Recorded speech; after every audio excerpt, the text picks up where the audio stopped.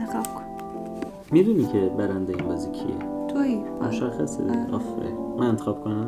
به خاطر بین 3 ستاره است دیگه فقط. آره فقط بین بذار اینجا بشه این مشخصه من برندم. خب نه یا تو حوزه من اشتباه چیدم؟ من نمیدونم، من سرم به کار خودم. من اشتباه چیدم. الان یه دونه من مربع. اشتباه چیدم یا نه درست چیدم؟ نه درسته. ها؟ درسته. وای میفته شک نکنه. نه اشتباه گذاشتم.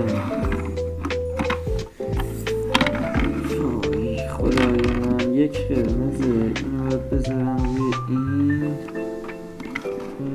میذاریم روی این. وای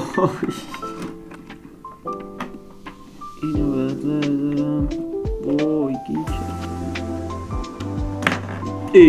باز افتاد. وای حالا چیکار کنم؟ نمیتونیم، میریزه دیگه. تابلو دست زنی ها؟ نه تابلو میفته اصلا تو شکی نیست. بله.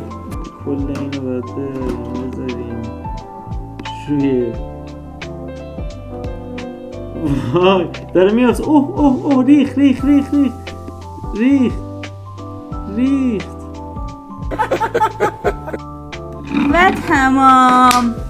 باریکلا، فکرشو نمی‌کردم ببری. از بس که کره میخونی. بردی دیگه، چیکار کنم دیگه، بردی.